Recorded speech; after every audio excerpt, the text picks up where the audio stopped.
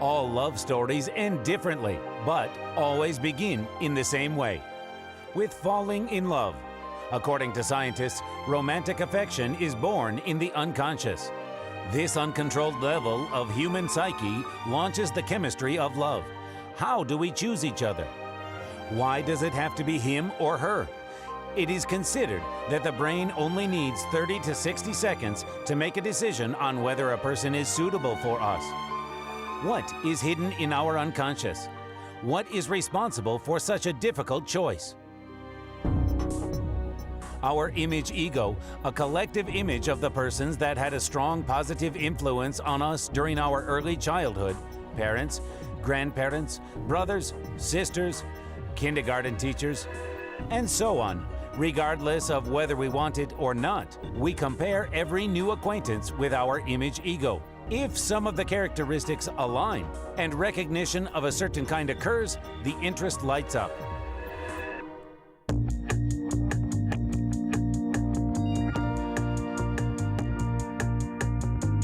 Now the girls are looking at photographs of 5 men.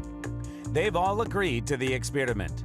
The participants need to pick only one photograph, the one that evokes the strongest emotional response in them.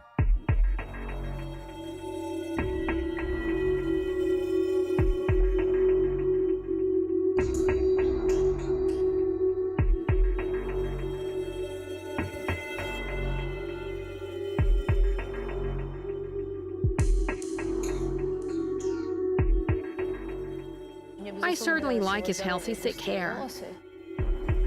Apparently, he didn't even comb it. He has a nice haircut, which means he thinks about it. Well, this is important for him. His eyebrows are trimmed, too. It means that he takes care of them, that he's not a sloppy man. He knows where to put things and what to do.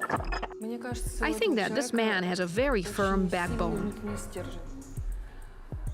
He's determined.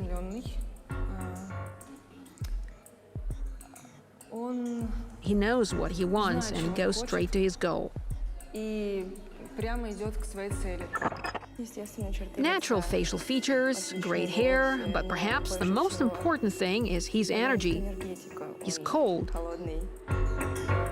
He's powerful. He knows his worth, and he's not afraid to say it. He's in some kind of creative profession. I don't know. It was intuition. I looked at his hair, at his shirt, and at his facial expression, and I thought that he must be engaged in something interesting. Well, the look kind of reflects the inner state of a person. I think he's slightly smiling.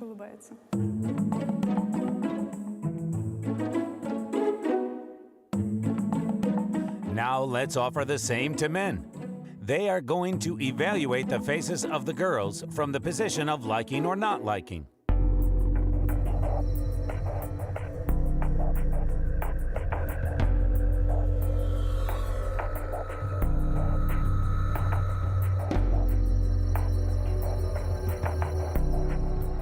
Eye color, facial shape, hair color, lip shape. They're all beautiful, but this girl has a combination of everything. I think that everything in the face of this woman is harmonious. I can't point out some specific features, but the way it's all arranged in the face gives a certain harmony. And this is why I like this one. I think she's fairly beautiful. She has fair hair, straight hair, which is beautiful for me, fair eyes and pretty, straight and harmonious facial features. All the main facial features, hair, lips, eyes, nose, facial shape. And I love the fact that she's smiling here. Unlike the rest of the girls, it means that she's funny and cheerful. You know, all the girls presented here are very pretty, to say the least, but this girl is different for her look, which is not contemptuous. Let's sum it up. Judging by the results, men picked girls based on their appearance. Girls were more focused on the status in the appearance of their objects. This is easily explained from the point of view of evolution. First of all, appearance, what we call beauty, is the symmetry of the face, the purity of the skin, and such things as clear eyes, pale lips, the signs of healthiness. The healthiness indicates that children are going to be healthy too. We could say that males are attracted by youth. Females, accordingly, are drawn to status. But affection towards a specific person is not solely determined by their appearance or status. When people found themselves close to each other, another powerful factor comes into play, which is smell. The memory of Napoleon is well known, who wrote letters to his lover, asking her not to wash herself 2 weeks before his arrivals. Therefore, he was attracted by the smell of her body. Indeed, the scientists today confirm that the partner's smell can either attract or repel a person. If the smell isn't right, no other advantages of the partner work. Social status, position, or gifts have no effect if the smell is unpleasant. Thus, there is a certain biological need for a specific smell.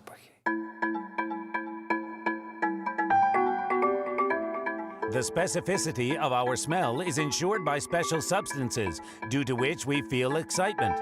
Until recently, it was believed that these substances are so-called pheromones, which are responsible for our choice. However, scientists have proven that this is not the case. Humans don't have such pheromones in the express form as animals do. They can be found in pigs, for example. Humans don't have pheromones in such an obvious form.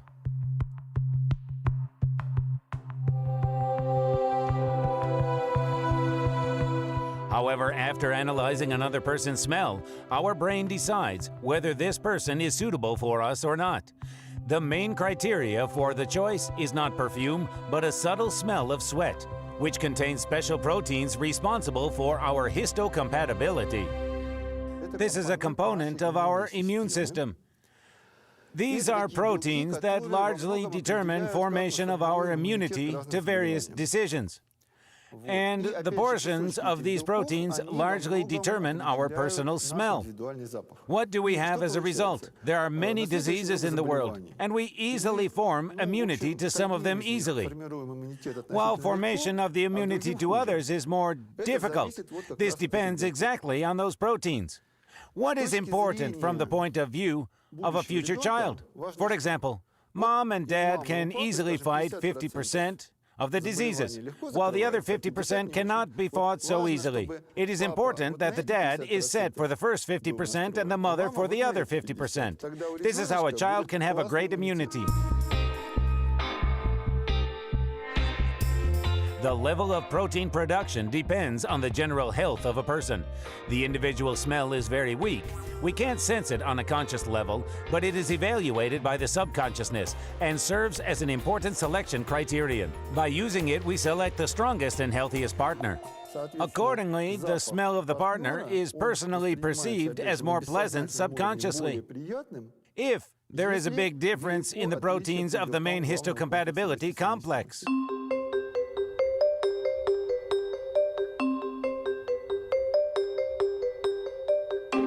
Let's check this theory in action.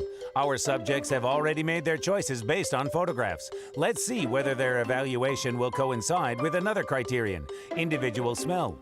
We specifically asked the participants of the experiments to sleep in the same t-shirts for 2 days and not to use deodorants or perfume. As a result, we got 3 pairs in which the appearance-based choice coincided with the choice based on individual smell.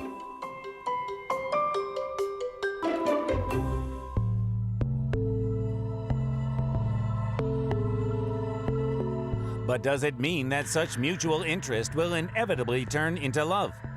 The systems of being in love are the same for all people.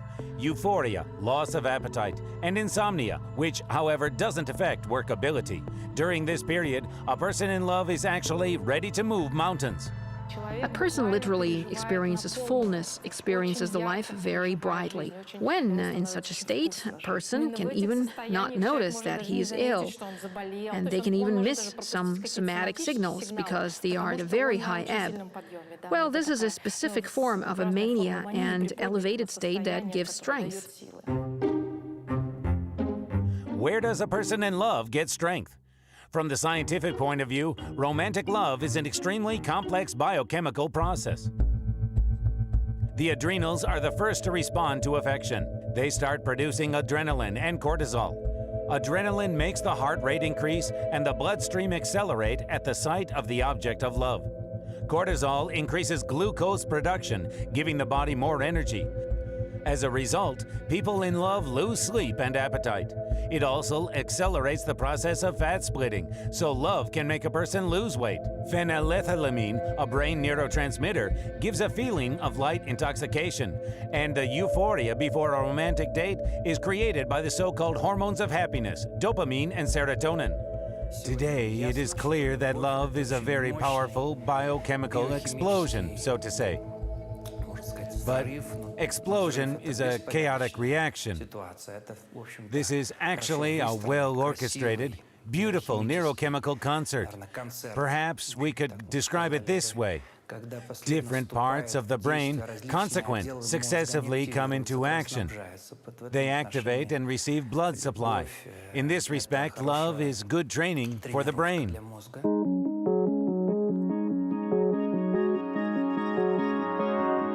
With the development of magnetic resonance imaging, scientists first managed to look into the brain of a person in love. Certain areas, namely the ventral region and the caudate nucleus, displayed increased activity. They play a crucial part in forming an addiction to alcohol or drugs. The same parts turned out to be active in the lover's brain. On the contrary, amygdala, which is responsible for rational thinking, displayed reduced activity. As a rule, we finish the picture on our own. We add all the most positive things, some of our most wonderful inner projections that can be associated with that person. But if we compare them with the reality, we can see that they don't really coincide that often. And this is the trick with being in love. Another symptom of being in love is the so-called tunnel vision. Psychologists occupied with the problem of addiction describe this phenomenon as excessive concentration on an object, whether alcohol, drugs, or another person. This is the situation where the zone of vision, the zone of perception of information is narrowed. A person idealizes a certain picture and their partner and can't see anything around. Their interests are only subject to the object of the desire.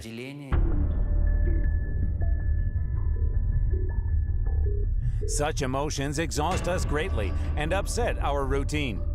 If the state of being in love could be stretched for years, our body wouldn't be able to take such stress.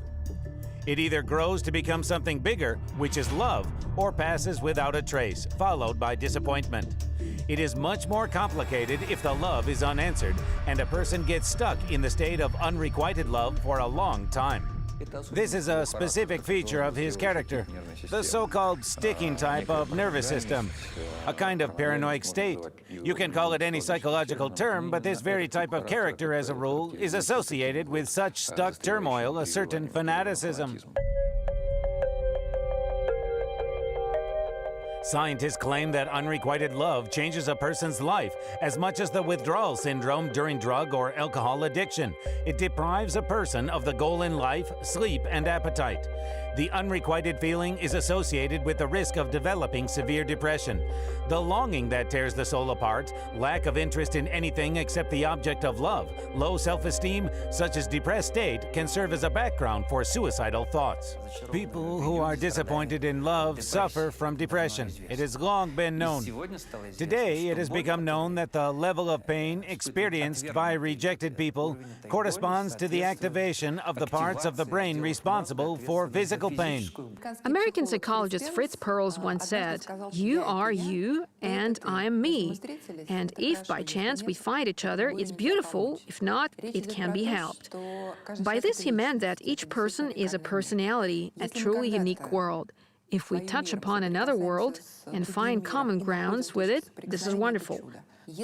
If my world fails to come into contact with another person's world, even if I wanted it very much, it is a dead end in the sense that this trouble cannot be helped. This is how it works. Life is more than just love, psychologists say. Not only bright, creative people get caught in the trap of love addiction, but also those who fail to find themselves in other aspects: profession, hobbies, or friendship. The more meanings and values a person has, the fuller the life, and vice versa. This addiction and this excessive involvement indicate that the person is not fulfilled in other spheres. It's as if they stand on one foot. Often we ask a person, "What else is important in your life?" And we get a response that the whole life is simply centered on the one point of relationship, that it becomes the only important goal, the only way to fulfill one's life, and so on. That is, the person fails to find their place anywhere.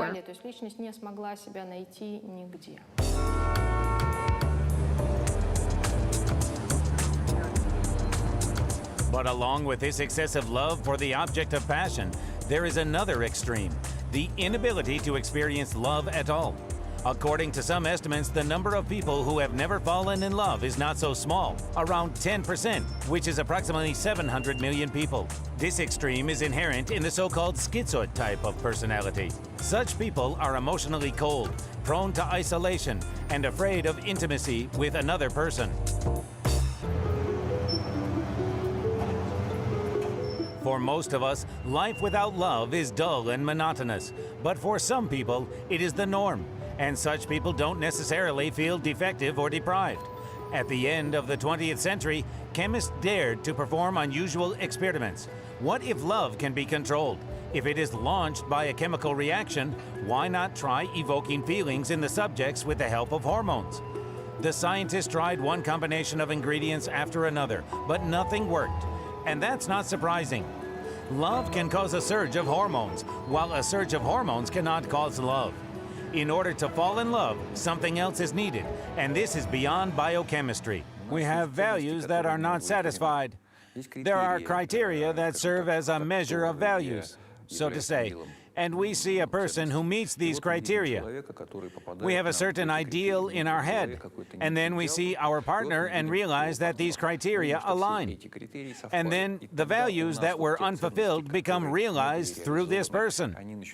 But there may also be self-deception. When we see a person and a certain projection appears, we channel our values to this person, and the values are not satisfied in a certain form. And then we start saying that we made this person what they are. But they are still good because we're used to being right. This habit is typical of human beings.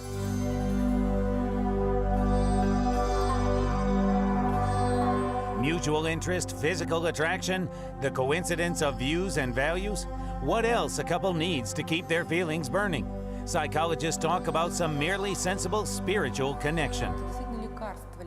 This is indeed a cure, a spiritual cure for the personality, which helps a person to become a person, overcome some difficult circumstances, deal with them, do something very important in life, do something that they wouldn't be able to do if they didn't experience that gift.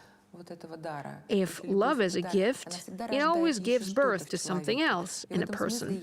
And in this sense, I always bring something into this love.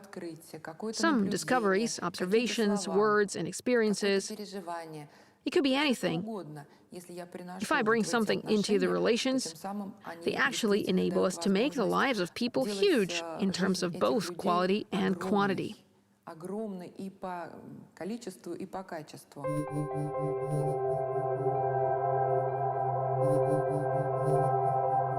The average duration of romantic love ranges from 18 months to 3 years.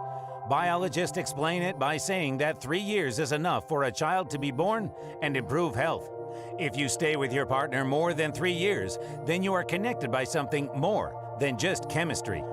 I really like the Chinese definition of love, which says that the attraction of mind breeds respect, the attraction of soul breeds friendship, and the attraction of body breeds desire. And when you have respect for your partner, when you have something to talk to him about for a long time, when you have a desire for intimacy, we can say that all three criteria are met, that we are talking about a ripe, full-scale feeling of love.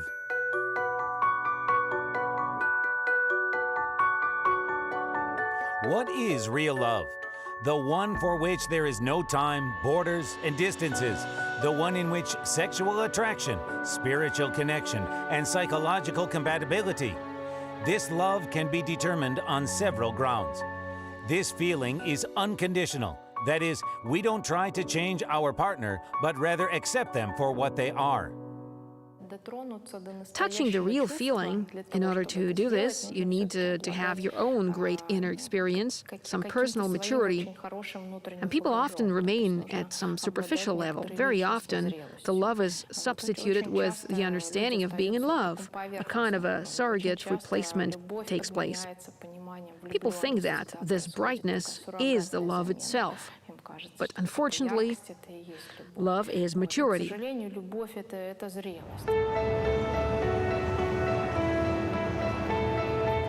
True love knows no jealousy. Moreover, jealousy is the antipode of love. The most severe forms require immediate assistance of a psychiatrist, as the person becomes dangerous both for themselves and for the people around. Jealousy is based on egoism. It is developed to such scale that a loved person is perceived as one's own property. On the other hand, true love adds wings and gives the incentive to live and develop. In love, there's always a special responsibility. When we, in fact, assume relations and love a person, expressing some feelings towards this person, we also assume the care for them, regardless of what state they are in. It's like the famous phrase, through foul and fair, and so on. And this, in many ways, also characterizes the true mature love.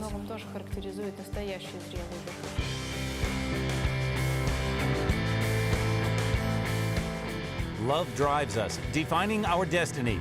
Love is spontaneous and illogical, and it is impossible to predict how it will end.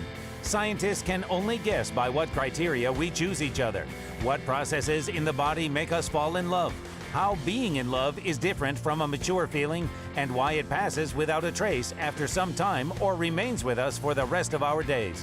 Love remains one of the most mysterious states of the human psyche, not subject to scientific analysis. The more we know about love, the less we know about it.